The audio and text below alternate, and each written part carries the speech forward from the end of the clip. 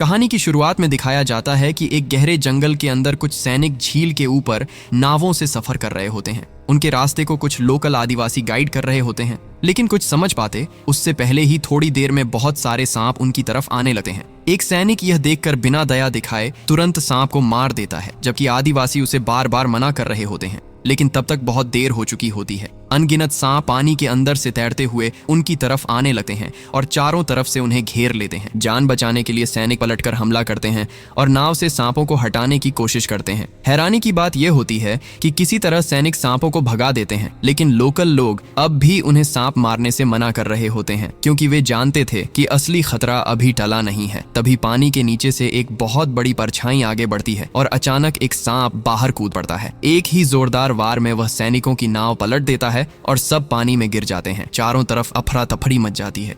विशाल दानव सांप ऐसे लोगों को निगलने लगता है जैसे कोई आराम से खाना खा रहा हो, जिससे पानी में बड़ी बड़ी लहरें उठने लगती हैं।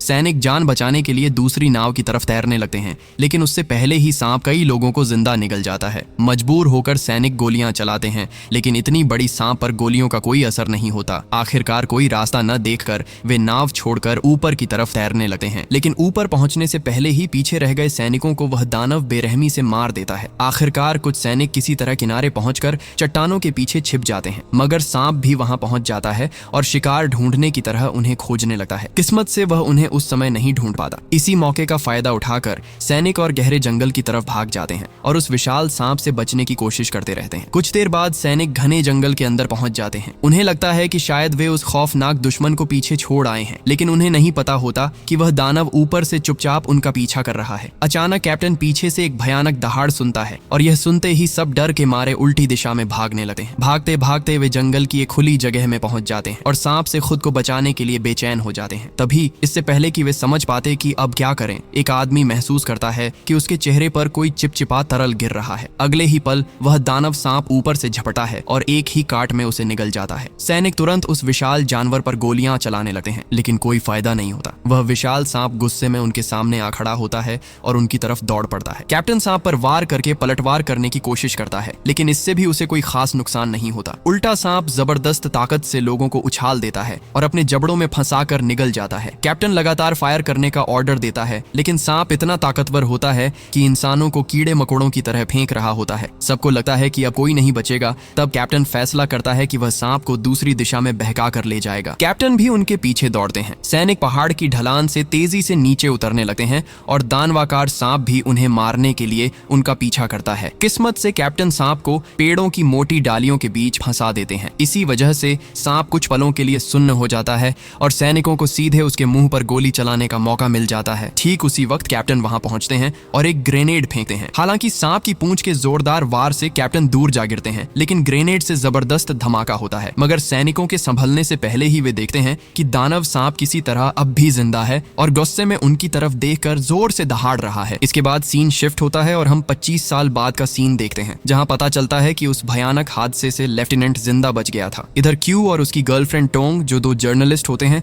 चुपचाप उस आदमी के कैंप में पहुंचते हैं। जैसे ही वे उसके पास जाने की कोशिश करते हैं, लेफ्टिनेंट उन पर हमला कर देता है, लेकिन कैप्टन का नेकलेस देखते ही वह शांत हो जाता है। और यहीं हमें पता चलता है कि टोंग असल में उसी कैप्टन की बेटी है जो सालों से अपने पिता को ढूंढ रही है। मगर बूढ़ा सैनिक उन्हें बताता है कि उस घटना से सिर्फ वही अकेला जिंदा लौटा था। फ्लैशबैक में दिखाया जाता है कि 25 साल पहले जब विशाल सांप लेफ्टिनेंट को मारने ही वाला था, तभी अचानक एक लड़की बांसुरी बजाते हुए वहां आ जाती है। बांसुरी की धुन सुनते ही सांप लेफ्टिनेंट को छोड़ देता है और चला जाता है और उसी वक्त लेफ्टिनेंट बेहोश हो जाता है। जब उसे होश आता है तो वह यह देखकर हैरान रह जाता है कि उस लड़की का फैमिली उस विशाल सांप के साथ मिलजुल कर शांति से रह रहा है। लड़की की बड़ी बहन उसे एक मैप देती है और उस खतरनाक इलाके से सेफली निकलने में मदद करती है। लेफ्टिनेंट वही मैप टोंग को दे देता है, इस उम्मीद में कि यह उसकी मदद करेगा। टोंग अपने दोस्तों के साथ जंगल की तरफ निकल पड़ती है। उनके साथ डेविड नाम का एक फोटोग्राफर और टाइनी ऑफ जीना नाम के 2 भाड़े के सैनिक भी जुड़ जाते हैं। लेकिन मंजिल तक पहुंचने से पहले ही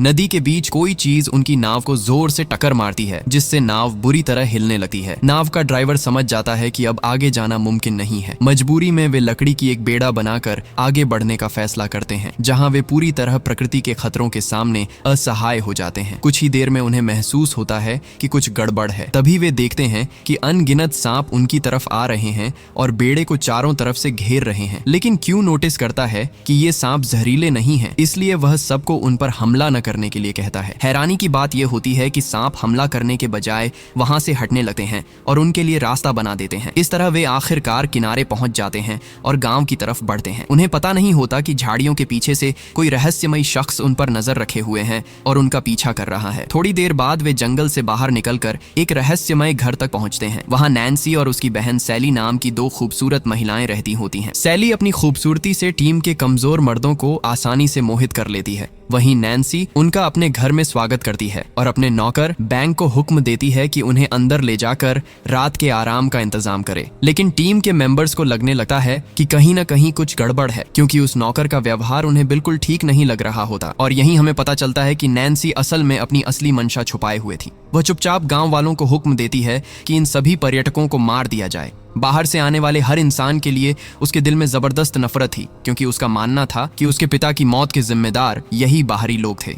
अगली सुबह पर्यटक फिर से सफर शुरू करने का फैसला करते हैं ताकि वे उन रहस्यमय सांपों का पता लगा सकें। लेकिन उन्हें जरा भी अंदाजा नहीं होता कि नैन्सी उनके लिए मौत का जाल बिछा चुकी है। सैली मन ही मन सोच रही होती है कि पर्यटकों को मारना गलत है, लेकिन वह अपनी बहन का इरादा बदलने में नाकाम रहती है। कुछ देर बाद टीम जंगल के अंदर पहुंचती है और देखती है कि बहुत से लोग पेड़ों के आसपास खड़े हैं, जैसे किसी भयानक चीज के होने का इंतजार कर रहे हों। थोड़ी देर बाद उन्हें एक किसान मिलता है और वे हालात समझने की कोशिश करते हैं, लेकिन बूढ़ा आदमी बस एक ही बात कहता है, फौरन यहाँ से चले जाओ। हालात देखकर टीम समझ जाती है कि वे बहुत बड़े खतरे में हैं। इसी वजह से वे उसी वक्त वापस लौटने लगते हैं। लेकिन तभी उन्हें एहसास होता है कि कोई रहस्यमय हुडी पहना हुआ शख्स उनका पीछा कर रहा है। जंगल से बाहर निकलने से पहले ही गार्ड्स पर नींद की दवा लगी हुई ढेर सारी डार्ट्स चलाई जाती हैं। तब सब जल्दी से उन लोगों को ढूंढते हैं और उनसे लड़ना शुरू कर देते हैं। कई दुश्मनों को जमीन पर गिरा देते हैं, लेकिन डार्ट्स में लगी बेहोश करने वाली दवा का असर जल्द ही होने लगता है और वे एक एक करके होश खो देते हैं। बाकी लोग अपने दोस्तों की मदद के लिए आगे बढ़ते हैं, लेकिन तब तक और भी ज्यादा दुश्मन उन्हें चारों तरफ से घेर लेते हैं। ठीक उसी पल जब उन्हें मार दिया जाने वाला होता है, पीछे से एक रहस्यमय शख्स आता है और उनकी जान बचा लेता है। दुश्मन तुरंत उस आदमी पर टूट पड़ते हैं और पता चलता है कि वह भी एक जबरदस्त फाइटर है। वह बड़ी आसानी से हमलों को रोकता है और दुश्मनों को ढेर कर देता है। बेबस होकर एक हमलावर एक रिपोर्टर को बंधक बना लेता है। जैसे ही हुडी पहना हुआ आदमी उसकी तरफ बढ़ता है, तभी जमीन के नीचे से अचानक एक विशाल सांप निकल आता है और लड़ाई रुक जाती है। सब लोग डर से सन्न रह जाते हैं। वह सांप हुडी वाले आदमी की तरफ बढ़ता है और जबरदस्त ताकत से उसे दूर फेंक देता है। इसी मौके का फायदा उठाकर बाकी सब तेजी से वहां से भाग निकलते हैं। सांप में गरजता है और रिपोर्टर पर ध्यान केंद्रित करता है, फिर उनके शरीर में लिपटकर उन्हें मारने की तैयारी करता है। तभी किस्मत से हुडी वाला आदमी संभल जाता है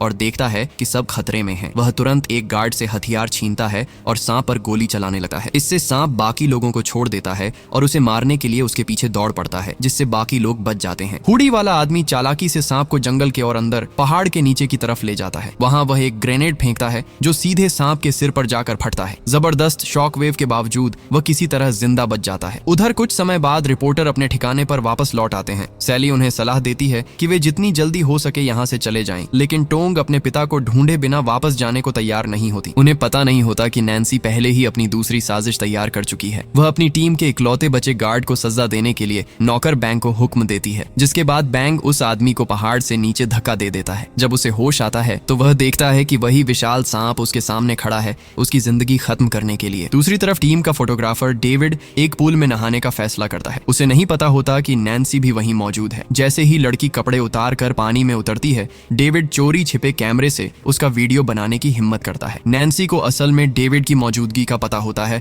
और वह उसे अंदर आने के लिए बुलाती है। डेविड बेवकूफी में अपने कपड़े उतारता है और पानी में कूद पड़ता है और नैन्सी की खूबसूरती में खोकर उसकी तरफ बढ़ने लगता है। लेकिन जैसे ही वह नैन्सी को किस करने आगे बढ़ता है, तभी एक जहरीला सांप उसके निजी अंग पर काट लेता है और वह पानी में बेहोश हो जाता है। है। किस्मत से उसका दोस्त ह्यू उसे ढूंढ लेता है और बचाकर बाकी लोगों के पास ले आता है। जांच करने के बाद सैली बताती है कि डेविड को एक जहरीले सांप ने काटा है और इसका इलाज सिर्फ पास की एक गुफा में मिलने वाला खास एंटीडोट ही कर सकता है। मगर वह गुफा भी खतरनाक सांपों से भरी हुई थी। फिर भी दोस्त की जान बचाने के लिए उनके पास इसके अलावा कोई और रास्ता नहीं था। सैली मदद करने का भरोसा देती है और टीम उसके बताए रास्ते से गुफा की तरफ निकल पड़ती है। उन्हें जरा भी अंदाजा नहीं होता कि यह सब नैन्सी की ही साजिश का हिस्सा है। वह अपने नौकर को हुक्म देती है कि इन पर्यटकों में से कोई भी जिंदा वापस न लौट पाए। बहुत जल्द टीम जंगल पार करके गुफा के मुहाने पर पहुंच जाती है। गुफा की सुरंग इतनी गहरी होती है कि उसका आखिरी सिरा दिखाई ही नहीं देता, जिसे देखकर सब घबरा जाते हैं। अनगिनत चमगादड़ उनके सिर के ऊपर से उड़ने लगते हैं, जिससे सब डर जाते हैं। फिर भी आगे बढ़ने के अलावा कोई चारा नहीं रहता। अंदर जाने की तैयारी करते वक्त सैली सबको अपने फैमिली की असली कहानी बताती है। वह कहती है कि जब वे छोटी थीं, तब उनके पिता उन्हें एक बहुत बड़ा अंडा लाकर देते हैं। नैन्सी की आंखों के सामने ही उस अंडे से एक सांप निकलता है और तभी से नैन्सी का उस सांप से अजीब रिश्ता बन जाता है। लेकिन जब उनके पिता उस अकेले सैनिक की मदद करने का फैसला करते हैं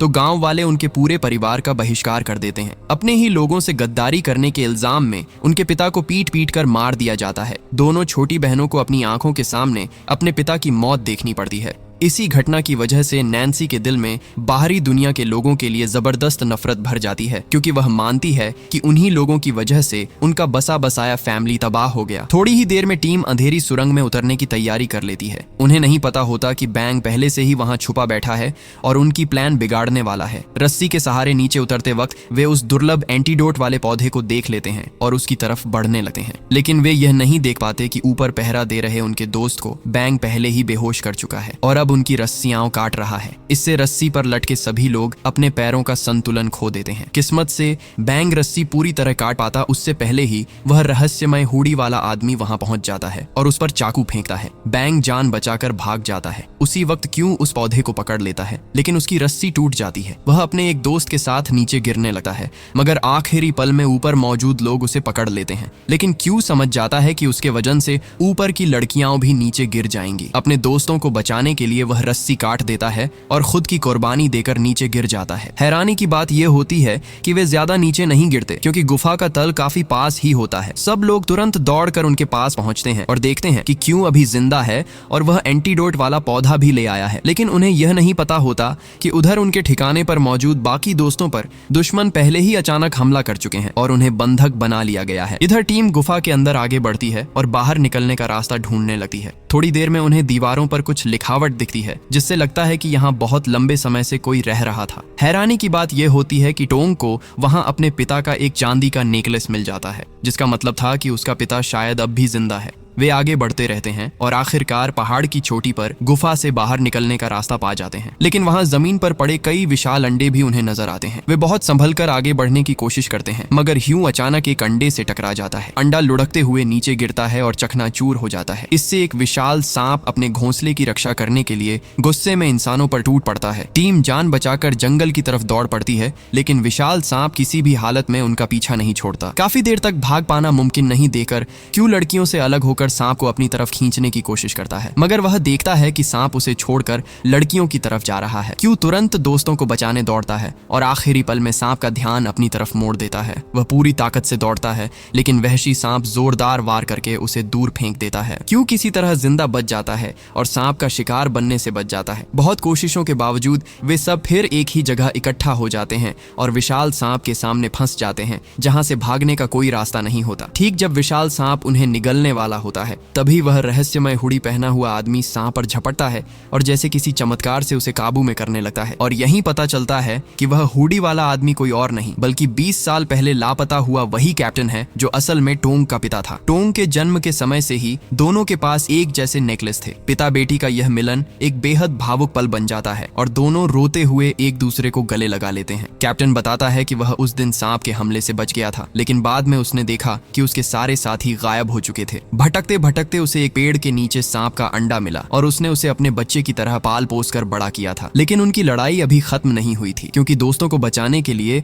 उन्हें जल्दी लौटना था। उधर जीना और फोटोग्राफर डेविड को दुश्मनों ने बंधक बना रखा था। नैन्सी जीना को लगातार मारकर अपमानित कर रही थी। तभी सैली वहां पहुंचती है और अपनी बहन को घर के अंदर ले जाने की कोशिश करती है और रिपोर्टर्स को छोड़ देने की रिक्वेस्ट करती है, लेकिन नैन्सी किसी की बात सुनने को तैयार नहीं थी। वह बदले की आग में पूरी तरह अंधी हो चुकी थी। असल में यह भी उनके उनके एक प्लान का हिस्सा था। रिपोर्टर चुपचाप अपने दोस्तों तक पहुंचते हैं, उनकी रस्सियां खोलते हैं और डेविड को दबा देते हैं, लेकिन जल्दी ही दुश्मन उन्हें देख लेते हैं। हालात और भी भयानक हो जाते हैं जब नैन्सी बाहर आकर बांसुरी बजाने लगती है। बांसुरी की आवाज पर एक विशाल काला सांप आ जाता है और पता चलता है कि इतने समय से वही उसे कंट्रोल कर रही थी। तभी किस्मत से कैप्टन भी वहां पहुंच जाता है और बाकी लोगों को बचाने के लिए अपने सांप को बुलाता है। देखते ही देखते दो विशाल सांपों के बीच एक खौफनाक लड़ाई शुरू हो जाती है, लेकिन नैन्सी इतनी आसानी से हार मानने वाली नहीं थी। कैप्टन हालात बिगड़ते देख अपने दोस्तों से पीछे हटने को कहता है। तभी बैंग उस पर हमला करने दौड़ता है, लेकिन कैप्टन की ताकत के सामने वह टिक नहीं पाता। कैप्टन जबरदस्त वार करके उसे दूर फेंक देता है। उसी वक्त रीना सीधे नैन्सी पर हमला कर देती है। रीना नैन्सी को जमीन पर गिराकर खेतों के बीच उसका पीछा करती है। नैन्सी वहां टंगे कपड़ों के पीछे छुपकर पलटवार का मौका ढूंढ रही थी, लेकिन रीना की होशियारी के सामने वह टिक नहीं पाती। रीना नैन्सी का ही चाकू छीनकर उसी से उस पर वार करती है और उसे जमीन पर गिरा देती है। उधर कैप्टन पूरी ताकत के साथ लड़ाई जारी रखता है। बैंग को कई बार मारने के बाद वह उसके सीने में चाकू घोंप देता है, मगर बैंग भी मरने से पहले आखिरी ताकत लगाकर कैप्टन को चाकू मार देता है। कैप्टन बैंग को धक्का देकर अलग करता है, अपना चाकू फेंककर उसे खत्म कर देता है, लेकिन इस लड़ाई में कैप्टन खुद भी बुरी तरह जख्मी हो जाता है। टोंग अपने पिता को गोद में उठाती है, मगर वह बच नहीं पाता। अपने पिता की मौत टोंग की गोद में ही हो जाती है। उधर दो विशाल सांपों की लड़ाई भी चरम पर पहुंच जाती है। शुरुआत में कैप्टन का सांप भारी पड़ रहा था और काले सांप के चारों ओर घूम घूम कर उसे काबू में कर रहा था, लेकिन काला सांप अचानक छोटे सांप को दूर पटक देता है और मौका पाते ही उसकी गर्दन मरोड़ देता है। काला सांप जीत के जोश में जोर से दहाड़ता है। जब रीना नैन्सी को खत्म करने आगे बढ़ती है, तभी वही विशाल काला सांप उसके सामने आ जाता है। सैली अपनी दोस्त को बचाने दौड़ती है, लेकिन सांप जोरदार वार करके रीना को दीवार की तरफ फेंक देता है। ठीक उसी पल रीना एक ग्रेनेड उठा लेती है